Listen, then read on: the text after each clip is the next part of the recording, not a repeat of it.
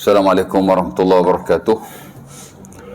Innal hamdalillah nahmaduhu wa nasta'inuhu wa nastaghfiruhu wa na'udzu billahi min shururi anfusina wa min sayyiati a'malina. May yahdihillahu fala mudilla lahu wa may yudlil fala hadiya lahu. Asyhadu an la ilaha illallah wahdahu la syarika lah wa asyhadu anna Muhammadan abduhu wa rasuluh. Allahumma salli ala Muhammad wa azwajihi wa zurriyyatihi kama shallaita ala Ibrahim wa ala ali Ibrahim wa barik ala Muhammad wa azwajihi wa zurriyyatihi kama barakta ala Ibrahim wa ala ali Ibrahim innaka Hamidum Majid. Rabbi shrah li sadri wa yassir li amri wa hlul 'uqdatam min lisani yafqahu qawli. Amma ba'd. Syukur kepada Allah Subhanahu wa taala kerana pada malam ini dapat sekali lagi kita sama-sama berjumpa di surau kita. Adakah kita tambung daripada surah Al-Baqarah ayat yang ke-127, 128 dan 129 yang telah kita baca pada beberapa siri kuliah yang lalu. Masih dalam ayat yang membicarakan tentang Nabi Ibrahim alaihi salam, di mana kata Allah, wa idh yarfa'u Ibrahimul qawa'ida minal baiti wa Ismailu rabbana taqabbal minna innaka antas samiul alim. Ketika mana Nabi Ibrahim dan anaknya Ismail membina Kaabah, mengangkat tiang-tiang dan asas Kaabah, dan mereka berdoa, Rabbana taqabbal minna innaka antas samiul alim. Wahai Tuhan, terimalah daripada kami. Ini amal kebaikan yang kami lakukan. Sesungguhnya Engkau lah yang maha mendengar lagi maha mengetahui. Ya. Kemudian dia sambung lagi, Rabbana waj'alna muslimaini laka wa min zuriyatina ummatan muslimatan lak wa arina manasikana wa tub alaina innaka antat tawwabur rahim. Dia doa lagi, wahai Tuhan kami, jadikanlah kami orang yang berislam kepadamu. Dua orang lah, muslimaini laka, yakni dia dan anaknya. Kalau muslimin ramai, kalau muslim satu, muslimain dua. Arab dia macam tu ya. Muslim seorang. Kalau dua orang, muslimani atau muslimaini. Kalau ramai, muslimun atau muslimin. Itu orang belajar bahasa Arab, dia tahulah. Ya. Tapi dalam ayat ni dia sebut muslimaini. Wahai Tuhan, jadikanlah kami dua orang Islam kepada kamu. Yakni yang menyerah diri kepada kamu. Kenapa dua orang? Kerana Ibrahim dan Ismail. Wa min zuriyatina, dan juga daripada zuriat-zuriat kami. Ya, Ibrahim doa kepada zuriat-zuriatnya. Dan bukan dalam ayat ni saja, dulu pun saya pernah baca Nabi Ibrahim berdoa juga untuk zuriatnya. Contohnya dalam surah Saffat ayat 100, Rabbi habli minas salihin. Wahai Tuhan, berilah kepadaku yakni zuriat-zuriat yang soleh. Ya. Itu baguslah untuk kita doa setiap masa. Dan Quran memang ada doa-doa untuk kita amalkan supaya Allah Ta'ala jadikan zuriat kita zuriat yang baik. Ya. Antaranya kita boleh amalkan doa ini. Rabbana waj'alna muslimaini laka wa min zurriyyatina ummatan muslimatan lak wa arina manasikana wa tub alaina innaka antat tawwabur rahim. Cuma doa ini merujuk kepada Nabi Ibrahim dan Nabi Ismail sahaja. Sebab tu dia kata muslimaini. Ya. Surah Saffat itu ayat 100, Rabbi habli minas salihin. Itu doa Nabi Ibrahim juga, minta kepada Allah supaya digunakan kepadanya zuriat orang-orang yang soleh. Dan adalah beberapa doa yang lain. Rabbana hablana min azwajina wa zurriyatina qurrata a'yunin waj'alna lil muttaqina imama. Ya, itu doa yang bagus juga, minta supaya Allah Taala berikan kepada kita dan jadikan zuriat-zuriat kita orang-orang yang baik, orang-orang yang soleh, ya. Rabbi habli min ladunka zuriyatan tayyibatan innaka sami'ud du'a. Itu doa Nabi Zakaria. Wahai Tuhan kami, berilah kepada kami zuriat yang baik. Engkaulah yang maha mendengar doa. Dan mungkin lagi ada doa-doa yang lain. Banyak yang boleh kita amalkan, ya. Ialah di samping kita mendidik, ya, beri nasihat. Kita doalah. Ya, doa-doa berkenaan kita amallah, ya. Baik. Dan tak perlu kita buat hok pelik-pelik ataupun tidak ada sandaran sama sekali. Ya, so baca surah Toha lah, tiup kat kubur anak lah, ya. So baca macam-macam zikir, saya pun tak tahulah, ya. Dalam Quran memang dah ada untuk kita amalkan, ya. Jadi kita amalkan saja. Di samping kita berusaha. Ya. Baik, kemudian dia sambung lagi. Rabbana wa ba'ats fihim rasulan minhum yatlu 'alaihim ayatika wa yu'allimuhumul kitaba wal hikmah wa yuzakkihim innaka antal azizul hakim. Dia minta, wahai Tuhan, bangkitlah di kalangan mereka, yakni zurat-zurat dia lah, seorang rasul yang membaca ke atas mereka ayat-ayat kamu, mengajarkan kepada mereka kitab yang diturunkan dan hikmah dan kebijaksanaan. Wa yuzakkihim, dan menyucikan mereka, yakni daripada kesyirikan, daripada perkara yang tidak baik, ya, amal-amal yang tidak soleh. Innaka antal azizul hakim, engkau lah yang maha aziz, bijaksana. Mulia. Hakim, bijaksana, ya. Jadi di doa panjanglah pada Allah Subhanahu wa taala. Ya. Baik. Kemudian malam ni kita nak masuk ayat setelah itu. Allah Ta'ala kata, wa man yarghabu an millati Ibrahim illa man safiha nafsah wa laqad istafainahu fid dunya wa innahu fil akhirati laminas salihin. Ya. Nabi Ibrahim dia doa kepada Allah supaya dilantik atau dibangkitkan daripada zuriat dia seorang rasul. Allah Ta'ala mustajabkannya. Di mana selepas Nabi Ibrahim, sebahagian besar daripada Nabi-Nabi dan Rasul dilantik daripada zuriat beliau. Ya, of course lah Rasulullah SAW, Nabi kita Muhammad, memang daripada zuriat Nabi Ibrahim. Ya, itu satu kemuliaan kepada beliau. Memanglah Allah Ta'ala dah takdirkan begitu, tapi dia doa, Allah Ta'ala mustajab. Ya, selain daripada diutuskan atau dilantik Rasul-Rasul yang banyak itu, dan para Nabi juga di kalangan zuriat beliau, Nabi yang terbesar sekali pun dilantik juga di kalangan zuriat beliau, ialah Nabi Muhammad SAW. Ya. Sebab itu Nabi Ibrahim digelar sebagai Abul Anbiya, the father of the prophets, ataupun the father of the messengers. Kalau Adam, Abul Bashar, the father of mankind, bapa manusia. Ya. Jadi bapa kita Nabi sebenarnya. Jadi kita pun keturunan Nabi Ibrahim lah. Ya.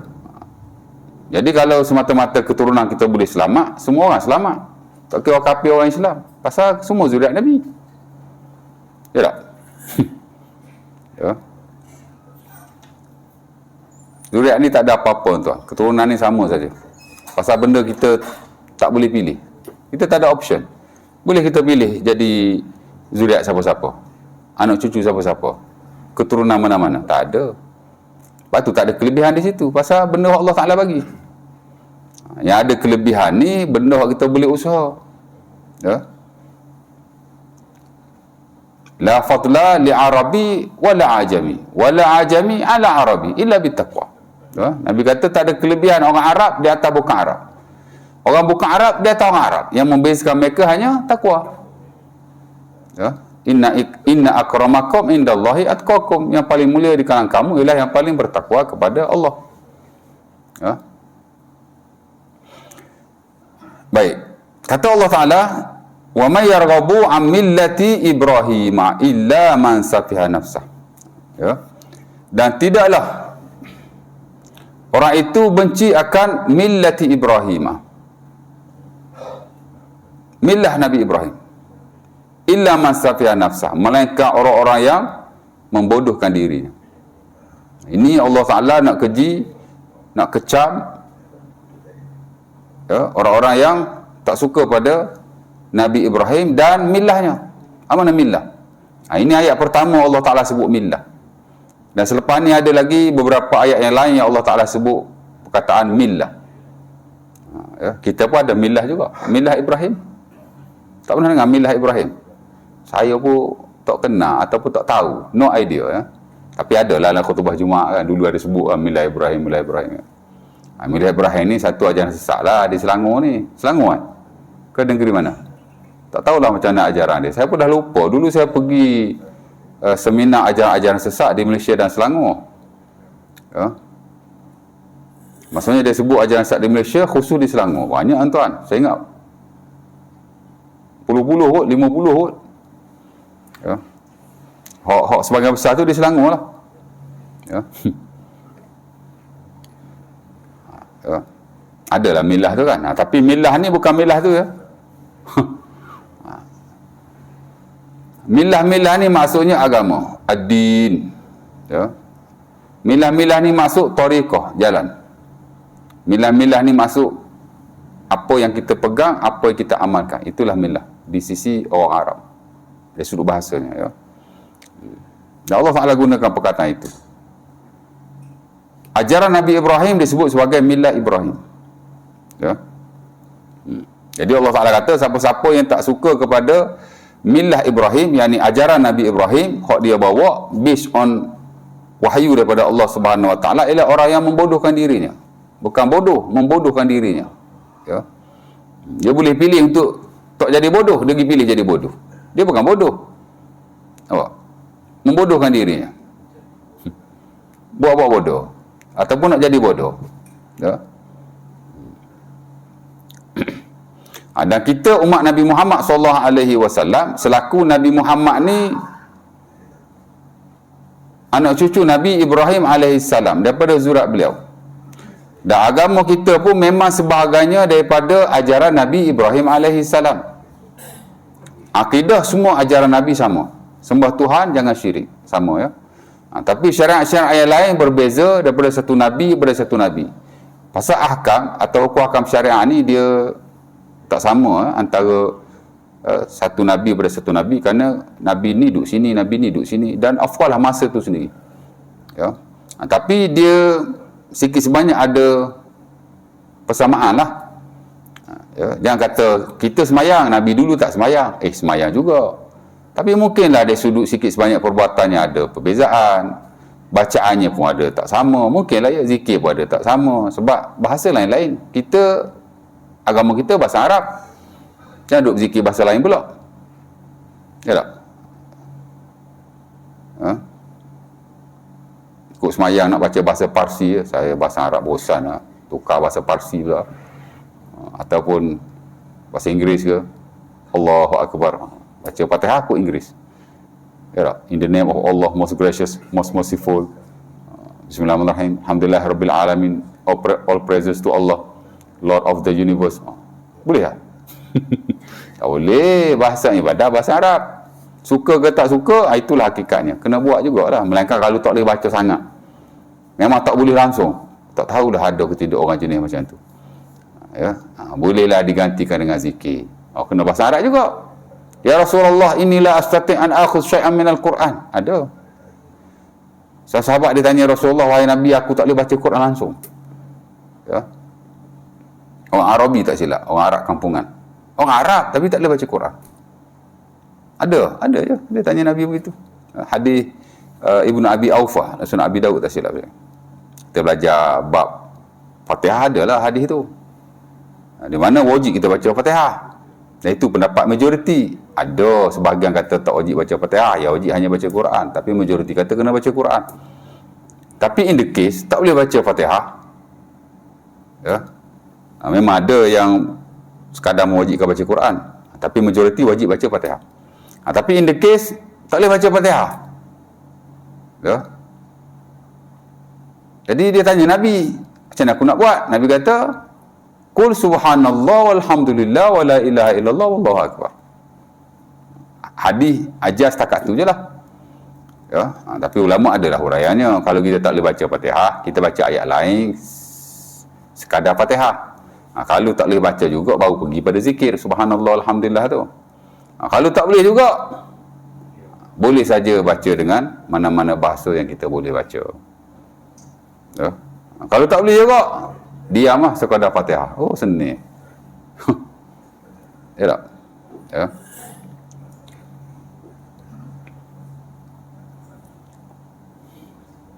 Memang ada orang tak boleh baca tuan. Orang kena stroke, memang tak boleh mengaji ya. Usahakan nak mengaji, cakap Melayu pun dah tak boleh. Nak mengaji macam mana? Dia nak baca Fatihah macam mana ya. Habis tu tak payah baca apa-apa lah. Kena baca juga. Tapi sekadar hak dia mampu tu je lah. Tak jelas, tak apa, tak jelas pun baca jugalah. Baca tetap kena baca pasal dia ada suara. Dia pun sebelum ni boleh baca, cuma sekarang mulut dia dah tak jelas lagi. Ada khilaf lagi bab ni, tapi Baca sekadar yang mampu lah. Ittaqullah mastata'tum. Allah Ta'ala sebut dalam surah At-Taghabun ayat 16. Kita buat setakat kita mampu. Dan dia mampu begitu. Baca juga biar tak jelas pun. Ya? Dan tak baca langsung pula. Kecuali kalau suara tak tubik langsung. Lidah tak leguk langsung. Rahkum. Diam je lah. Nak buat macam mana? Ya? Tapi sekadar Al-Fatihah. Semayang kita tak kena semayang. Ya.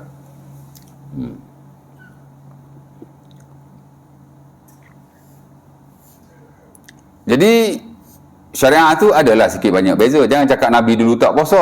Puasa juga. Mungkinlah ada hukum hakam syariat yang tidak sama. Tapi asal puasa ada, tak makan tak minum. Mungkin hukum hakam furuk tu adalah bezanya. Kita tak tahulah, kita pun tak diberitahu dan tak perlu kita tahu pun. Tak ada kepentingan sama sekali. Semayang asalnya sama. Depa pun mesti ada suju. Mesti ada rokok juga, maybe. Tapi mungkin hak lain-lain tu tak samalah bacaannya, sikit sebanyak pergerakan mungkin ya. Dan begitu juga ibadah-ibadah yang lain. Ya. Adalah kesinambungan. Pasal Nabi Muhammad ni adalah rentetan daripada agama-agama terdahulu. Dari sudut kepercayaan sama, cuma dari sudut amalan ni dia ada bezalah, ikutlah kadang-kadang tertentu. Walau bagaimanapun, sebahagian daripada ajaran Nabi kita jelas ia berasas pada ajaran Nabi Ibrahim alaihissalam. Ya. Macam haji sebahagiannya daripada ajaran Nabi Ibrahim. Bahkan hak buat Kaabah pun Nabi Ibrahim. Dia hak mulakan tawaf katanya. Dan dia antara Nabi yang terawal yang buat haji. Pasal dah ada Kaabah, Allah Ta'ala wajibkan haji. Dan dikatakan wajib juga pada Nabi-Nabi selepas daripada itu. Dikatakan begitu. Ya. Dan ada juga beberapa perkara lain yang ada hubung kait direct dengan Nabi Ibrahim. Selain daripada ibadah macam haji, ya. Apa dia? Kalau tuan-tuan tahu. Khitan lah, bersunat. Sunat bagi dia. Itu daripada ajaran Nabi Ibrahim tu. Ya. Nah, apa hukum sunat? Apa hukum sunat? Apa hukum berkhitan? Khotan ke khitan? Saya rasa Melayu standard khitan, betul tak? Khatan. Oh, khatan. Bahasa Melayu khatan eh? Kalau Arab, khitan. Khota alif nun. Kho tu bagi bawah. Khitan. Itu bahasa Arab. Sepatut bahasa Melayu pun sebut khitan jugalah. Tapi saya tak tahulah bahasa Melayu sebut berkhatan lah. Suka hati orang Melayu lah kan. Pasal bahasa dia kan. Tapi betul bersunat tu bahasa pasar. Betul tak? Kita panggil bersunat. Ya. Tapi bahasa standard bersunat standard juga aku tak tahulah kan. Tapi khatan bukan khitan. Arab khitan. Ya. Saya rasa Melayu khitan juga asalnya. Cuba belek kamu dewan tak kisahlah nak sebut khitan ke khotan ke, ya, bersunat ke, tapi benda tu lah nak cerita kan. Itu memang Nabi Ibrahim. Ataupun daripada milah Ibrahim. Bukan milah Ibrahim yang sesat tu. Tapi milah Ibrahim ni lah, ajaran Nabi Ibrahim. Ya. Apa hukum khotan? Tak sedap sebut khotan, khitan lah. Apa hukum khitan? Apa hukum khitan je? Wajib. Kalau hukum ni wajib, haram, sunat, makruh, harus. Itulah. Mana? Wajib lah yang biasa kita tahu. Betul tak? Sunat ni, berkhitan ni wajib. Biasa kita tahu itulah. Betul? Memang berkhitan ni wajib. Di sisi mazhab Syafi'i. Sama ada ke atas lelaki atau wanita. Jadi kalau orang tu masuk Islam, umur dah 70 tahun. Wajib khitan tu. Dalam skop mazhab Syafi'i wajib. Nak buat macam mana ustaz? Buatlah macam mana pun. Ya. Pasal apa dia kata wajib? Pasal Allah Ta'ala sebut dalam Quran, "Tsumma auhayna ilaika anittabi' millata Ibrahim hanifa." Poin saya milah tu lah. Allah Ta'ala kata, kemudian kami wahyukan kepada kamu wahai Muhammad, ikutlah milah Ibrahim. Ikut milah Ibrahim hak ni bukan milah Ibrahim hak tu. Hak tu tak pakai gawang milah Ibrahim tu. Ya. Jadi Allah Ta'ala suruh ikut milah Ibrahim. Antara milah Ibrahim ialah khitan. Sebab tu kita kata wajib. Allah Ta'ala suruh ikut milat Ibrahim. Jadi suruh-suruh ni wajib. Al-amru asluhu al-wujub, ataupun al-amru yufidul wujub aslan. Kalau Allah Ta'ala suruh, dia mesti start dengan wajib, ya, ataupun asal hukum dia wajib. Sebab tu kita kata wajib. Allah Ta'ala suruh ikut milat Ibrahim. Milat Ibrahim salah satu berkhitan. Dan ini jelas dalam hadis-hadis Nabi SAW. Nasai Bukhari ada sebut daripada Abi Hurairah, ikhtatana Ibrahimu ba'dama atat alaihi samanuna sana. Setengah riwayat bil qadum, ya. Telah khitanlah Nabi Ibrahim setelah dia mencapai 80 tahun di tempat yang bernama Qadum. Tak tahulah kat mana Qadum ni kan, ya. Jadi Ibrahim khitan disebut dalam beberapa hadis antara hadis ni. Dan Allah Ta'ala suruh ikut Ibrahim. Jadi kita kena khitan lah. Nampak? Sementara kalau kita tidak khitan, dikhawatiri akan menyebabkan sembahyang kita tidak sah. Kata para ulama, yata'allaku bi syartin min syurutis salah wa hiya taharah. Betul tak? Kalau tak berkhitan, air kecil kita duduk berkumpul di situ, kalau kita tak cuci, najis. Ya tak? Tu budak-budak kita kalau sembahyang asar kita halau pergi belakang, ada sunat belum? Belum, pergi belakang. Kesuka kita, ya kan? Ya, tak boleh. Biarlah dia nak susah, dia pun dah besar, ya.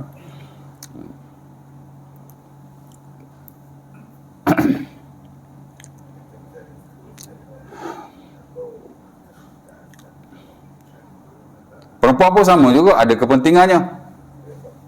Nabi kata perempuan yang berkhitan ni asra lil wash, ahza lil ba'al. Boleh mencahaya atau menceriakan wajahnya dan boleh menggembirakan suaminya, ya. Jadi perempuan kalau nak seri wajah, ya, khitan lah. Ya. Jadi sebab tu sebagai ulama kata wajib, kerana perintah Allah tu, dan dia milah Ibrahim, agama atau ajaran Nabi Ibrahim, dan kita diperintahkan atau disuruh untuk mengikutinya. Jadi kita kena ikutlah. Mana hak sabit dia ajaran Ibrahim, kita kena ikut. Jadi khatan jelas dia ajaran Ibrahim alaihissalam, ya. Walaupun ada juga ulama yang kata tak wajib, ya. Sebenarnya pak mazhab, pak lain-lain, ya. Kita je kata wajib. Mazhab Syafi'i wajib, ya. Fi haqqir rijal wan nisa. Laki ke wanita sama saja, ya. Kerana asal-asal hukum itu sama, lelaki dan wanita.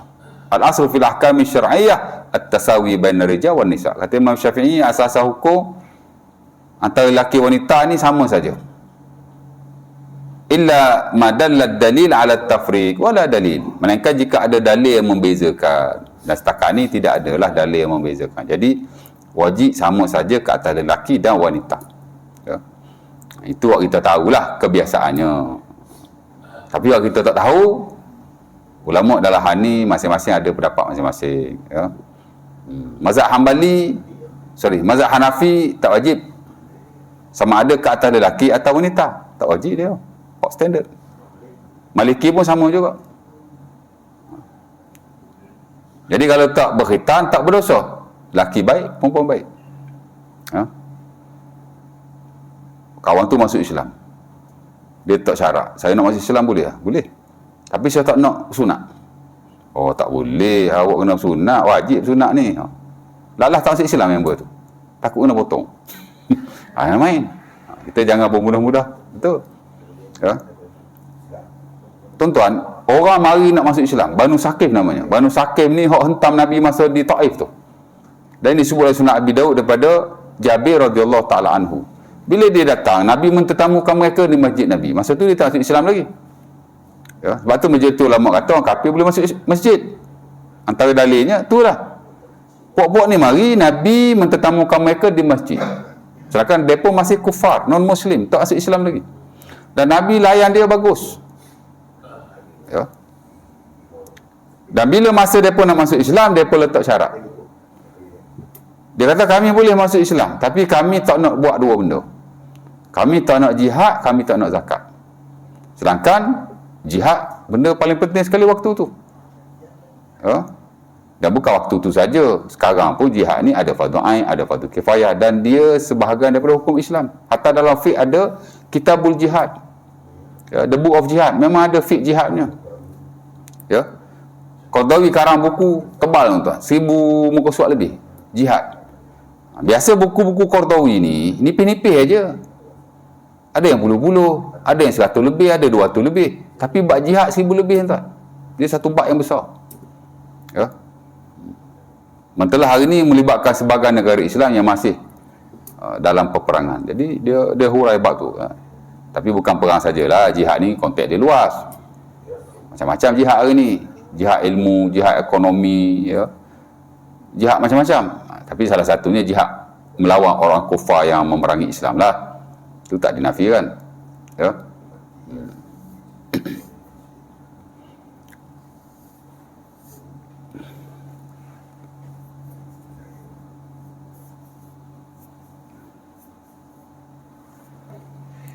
Saya pergi jihad lah.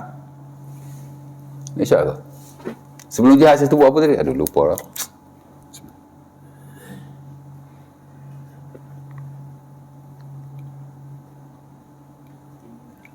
Sebelum jihad saya buat apa tadi?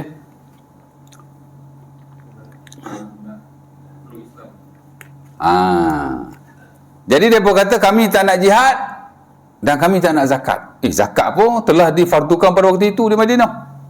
Zakat tak fardu di Mekah, tapi asalnya telah disebut oleh Allah. Cuma hak betul-betul fardu di Madinah. Zakat pun tak nak juga dia. Oh, debel puak ni. Asalnya begitulah. Jadi sahabat-sahabat Nabi bukan bantah, tapi cakapkan Nabi, macam mana ni, boleh ke? Tak, dah lah. Nak masuk Islam letak syarat pula. Apa jawab Nabi? Nabi ni dia optimis. Dia pandang ke hadapan, bukan pandang ke belakang. Dia jenis orang yang move on. Maknanya dia melihat kepada kepentingan lebih besar. Apa dia? Masuk Islam tu. Nabi kata apa? Nabi kata in aslamu jahadu wa zakku. Nabi kata jika depa masuk Islam, depa akan berjihad dan depa akan bayar zakat. Maksudnya loan ni pasal depa tu tak Islam lagi. Orang bukan Islam dia mana reti. Betul tak? Bila dia masuk Islam nanti, slowly dia belajar. Kita hak reti ni ajarlah dia. Jadi daripada dia akan buat. Yang penting masuk Islam dulu. Itu je. Macam kita kalau orang jumpa kita cakap, saya nak masuk Islam tapi saya tak boleh tinggal babi Boleh lah saya nak masuk Islam, tapi babi saya nak makan, boleh tak? Oh, tak boleh, babi haram. Dengan sebab kita kata begitu, dia tak masuk Islam. Macam mana tu? Mana besar? Masuk Islam, makan babi dengan stay dalam kekufuran. Mana lebih besar? Kalau saya personally, based on hadis yang diriwayatkan ini dan teknik ataupun orang kata apa, cara dakwah Nabi tu, Nabi melihat benda lebih besar, itu Islam. Kalau saya kata okey je, masuk Islam tu. Bukan okey makan babi tu. Tapi kita melihat kepada kepentingan dan kemaslahatan lebih besar, itulah masuk Islam. Belum ni pasal dia non-Muslim, memanglah dia tak erti benda kan. Dan begitu juga kalau dia cakap benda-benda yang lain, letak syarat hak pelik-pelik, tak apa, masuk Islam. Dah masuk Islam, takkan nak makan babi lagi kot. Betul tak? Saya nak masuk Islam, tapi saya nak tikar nombor ekor juga. Allah, setakat tikar nombor ekor. Bukan kata benda tu boleh, benda tidak boleh, tapi mana lebih besar? Ataupun mana lebih penting, dia masuk Islam ke walaupun dia berjudi, yang kita rasa dia takkan berjudi lagi lah, ataupun dia stay dalam kekufuran. Kalau dia duduk dalam kekufuran, confirm dia masih berjudi. Kalau makan babi, dia akan makan babi sampai bila-bila. Tapi kalau sekurang-kurangnya bila dia masuk Islam, kalau dia makan babi pun awal-awal saja, lepas tu tak akan babi dah. Tak akan nak makan babi habis sudah kot. Contoh, tengok Nabi dia optimis tuan. Ini kita belajar dalam fiqh dakwah tuan. Dakwah ni kita kena mementingkan perkara yang lebih penting dan yang memberi kemaslahatan yang lebih besar. Jadi dia tak syarat begitu, Nabi bagi boleh je. Nabi kata, of course lah kalau dia masuk Islam, dia kata saya mau masuk Islam tapi saya tak nak potong punya.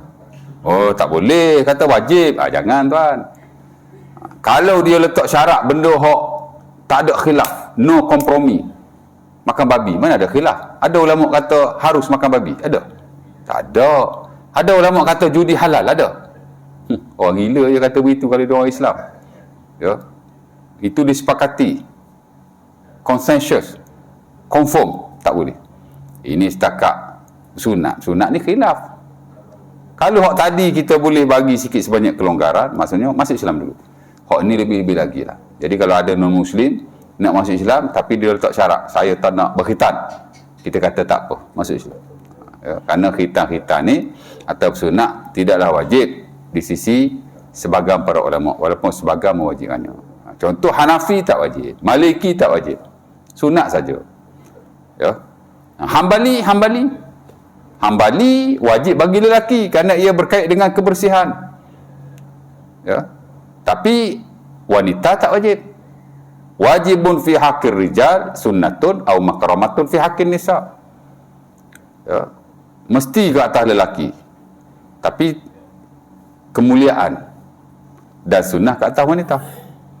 Dan kata ulama besar antaranya Al-Imam Ibn Qudamah Al-Maqdisi, wa hadha qawlu aksar al-ulama. Ini pendapat majoriti para ulama.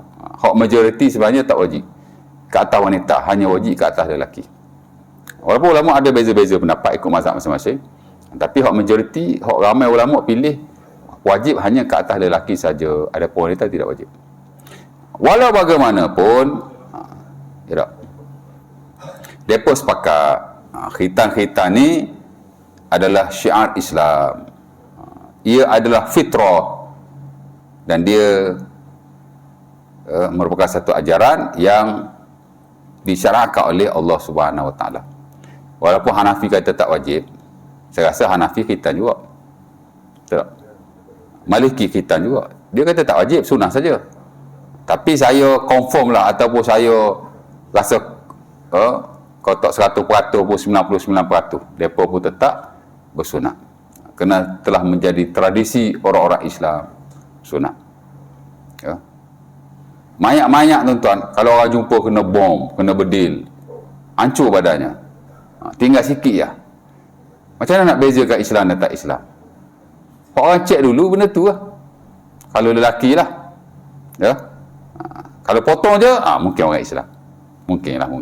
Kerana dikatakan semua orang tahu, baik Muslim, baik non-Muslim, bahawa berkhitan ni adalah tradisi orang Islam. Ya. Dan dia adalah daripada ajaran Nabi Ibrahim alaihissalam. Jadi walaupun kita kata wajib, ulama-ulama lain ada kata tidak wajib. Jadi biasa kita tahu wajib saja. Hari ini kita dapat ilmu baru. Punya ada juga ulama kata tak wajib. Memang hukum ni bukan semua sepakat atau satu trend saja. Ada orang kata begitu, ada kata begini, terutama hukum-hukum yang melibatkan perkara yang memang telah dibahas atau dibicarakan oleh ulama sejak daripada dulu lagi. Nampak tak? Ya. Ni seminggu ni kecoh pula, nikah tak sah katanya. Betul tak? Member kata aku nikahkan di kau begini-begini, member tu pula kata aku terima dengan yang tersebut. Ya tak? Orang kata tak sah, pasal apa? Kena sebut aku terima nikahnya. Nikah tu kena sebut, dia kata. Tak sebut tak sah. Lah memang mazhab Syafi'i kata tak sah. Hak paling standard lah, walaupun ada pendapat yang lain kata sah. Imam Syafi'i bab ni ada dua pendapat. Satu Imam Syafi'i kata sah. Dan itu adalah pendapat dia yang lama. Dikatakan pendapat dia yang lama lah. Pendapat yang dia baru, dia kata tak sah. Tapi majoriti ulama lain kata sah. Hambali kata sah, Maliki kata sah, Hanafi pun kata sah. Qabul ni cukup sekadar kata aku terima, that's it. Habis itu. Ya tak? Ha?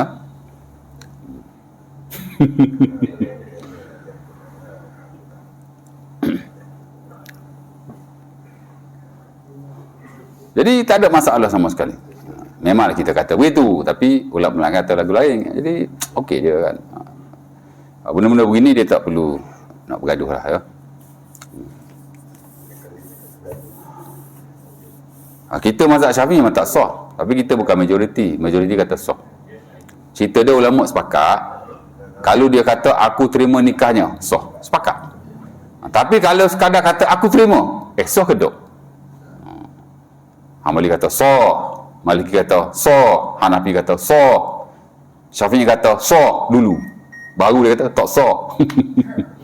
Jadi kalau nak ikut hak ramai, sah lah. Hak tak sah ni sikit, majoriti muktamad Syafi'i yang later saja. Tapi berbalik kepada peramalan masing-masing lah. Selangor kata tak sah, mungkin itu undang-undang dia, peraturan dia, ya, nampak? Okey lah. Tapi negeri sana tu, Perlis tu, dia pakai hak tu kata dia lah kan. Jadi tak perlu timbul isu kata tak sah, duk kait dengan zina dan seumpamanya, tak bagus lah. Benda-benda macam ni dia very open. Jadi kita tahu kebiasaan ilmu kita, kemudian kita tambah sikit, oh punya begitu. Dan dalam banyak hal, dalam hal lain yang begitulah, ya. Mana tadi orang tanya pasal Qiyamul Lail, Ustaz, setahu saya Qiyamul Lail ni sunat, tapi ada orang kata wajib juga. Kata je, memanglah sebagai ulama kata sunat. Hak standard mazhab Syafi'i Qiyamul Lail sunat, tapi di sana ada sebagai ulama yang lain yang kata Qiyamul Lail tetap wajib. Ada yang kata ia hanya wajib ke atas Rasulullah, tak wajib ke atas orang-orang Islam. Tapi sebagian kata masih wajib ke atas Rasulullah dan ke atas orang Islam juga. Ya, perintah Qiyamul Lail tak dinasahkan, kena semayang juga walaupun sedikit. Ada yang kata begitu. Memanglah kita tak ikut hak tu, kita tak pegang hak tu, dan dia bukanlah majoriti, minoriti saja. Tapi tokoh-tokoh besar juga. Saya kata Ibnu Sirin. Siapa tak kenal Ibnu Sirin? Imam Bukhari tuan, dalam Sahih Bukhari banyak ambil hadis daripada beliau. Dia tokoh antara terutama lah pada zaman tabi'in. Dia belajar dengan ramai sahabat Nabi SAW. Jadi mungkin dia ada pendapat berbeza. Ulama besar juga, ya. Baik. Nah, jadi nak cerita milad Ibrahim, ya. Ini kali pertama Allah Ta'ala sebut. Dan Allah Ta'ala kata orang yang tak suka pada milad Ibrahim ialah orang yang membodohkan dirinya. Kerana apa yang dibawa oleh Nabi Ibrahim AS adalah daripada Allah. Dia bukan pandai-pandai dia bawa ajaran sendiri. Ya. Sama ada perkara yang bersabit dengan kepercayaan ataupun perkara yang bersabit dengan amalan. Semuanya daripada Allah untuk disampaikan kepada manusia. Jadi kalau dia tak nak terima juga, dia adalah orang yang bodoh dan membodohkan dirinya. Dan Allah Ta'ala kata, walaqad istafainahu fid dunya, kami telah memilih Ibrahim ini di dunia menjadi seorang nabi, seorang yang mulia, diangkat darjatnya dan kedudukannya amat tinggi sekali. Ya. Wa innahu fil akhirati laminas salihin. Walaupun Ibrahim tuan-tuan, kalau kita belajar sejarah hidup dia pindah random. Ya. Asal negeri dia, mana negeri dia asal? Palestin kan? Kena pulau dengan kaum-kaum dia. Ya.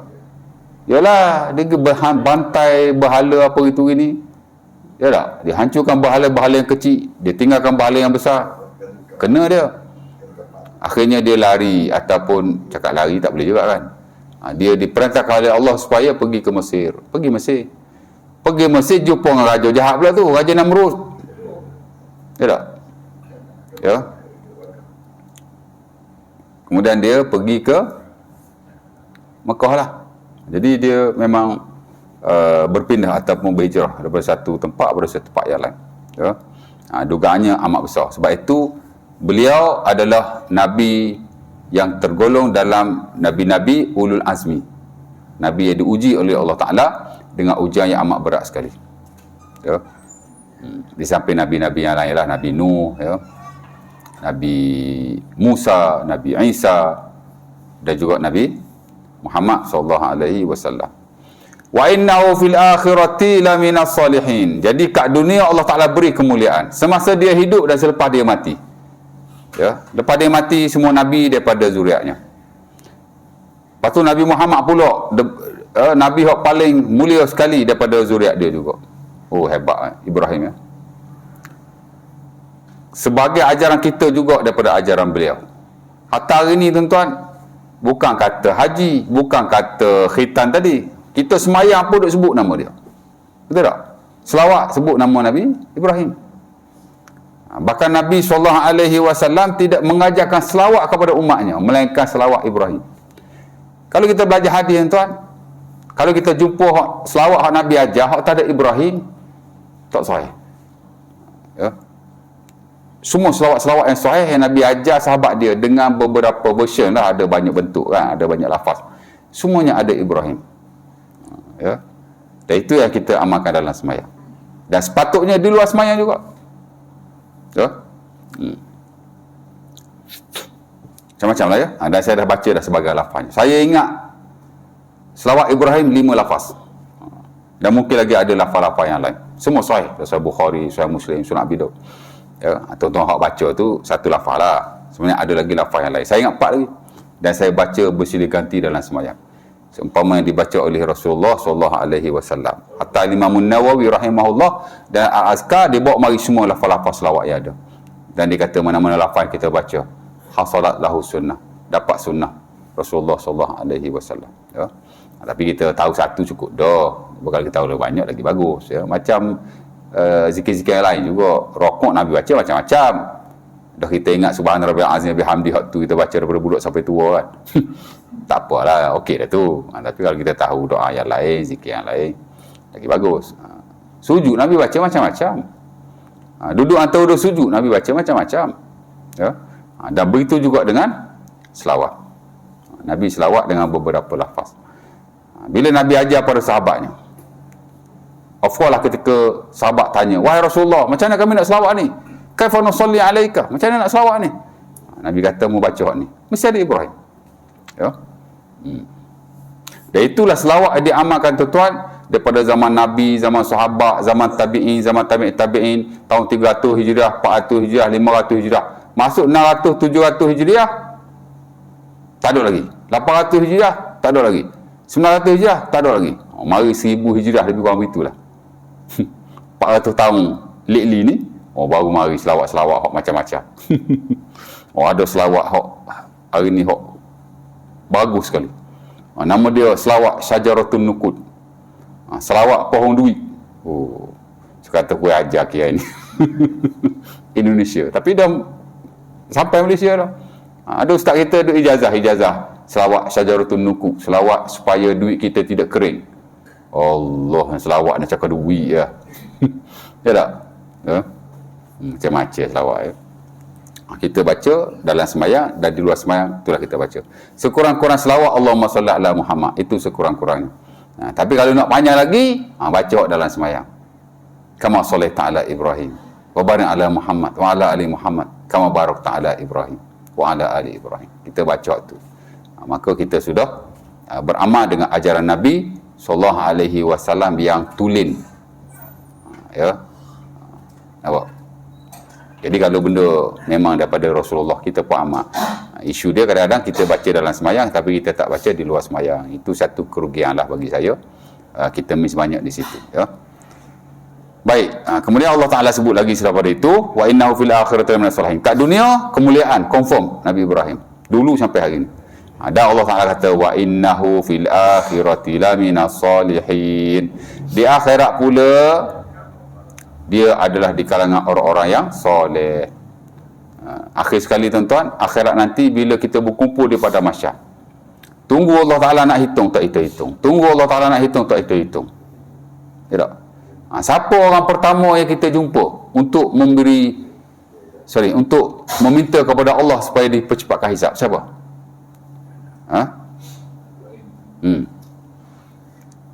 Adam. Lepas Adam kita jumpa Nuh. Lepas Nuh kita jumpa Ibrahim. Lepas Ibrahim jumpa Musa, jumpa Isa, baru jumpa Nabi Muhammad. Jadi Ibrahim jumpa juga. Ya. Jadi satu kemuliaan lah kepada beliau. Daripada puluh-puluh ribu, ratus-ratus ribu Nabi dan Rasul yang ada. Jadi 5-6 orang ni orang hebat. Nabi hot top, Rasul hot top. Allah Ta'ala pilih, diberi kemuliaan di akhirat nanti. Antaranya banyaklah kan, salah satu manusia akan jumpa dia, tolonglah kami ya. Jadi itulah untuk malam ni. Kemudian Allah Ta'ala sebut lagi selepas pada itu, masih dalam konteks Nabi Ibrahim. Cuma tadi doa ataupun sebelum ni doa Nabi Ibrahim kepada Allah, ni Allah Ta'ala pula sebut kepada Nabi Ibrahim, yang mana akan kita baca pada sesi akan datang insya-Allah Ta'ala. 40 minit tu. Ada nak tanya apa-apa tak? Ada soalan? Bismillah. Molek tu berhenti tu. Bunyi.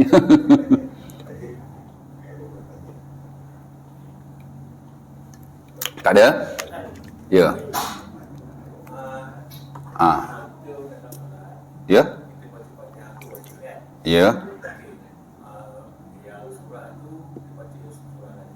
Ya. Mengulangi Fatihah. Bila kita ulang balik Fatihah, sebagai ulama memakruhkan. Makruh. Tapi tidak membatalkan solat. Kerana memang kita ulang baca Fatihah pun. Rakaat pertama baca Fatihah. Rakaat kedua baca Fatihah. Ketiga baca Fatihah. Empat baca Fatihah. Itu satu bentuk repetition. Kita ulang-ulang baca Fatihah.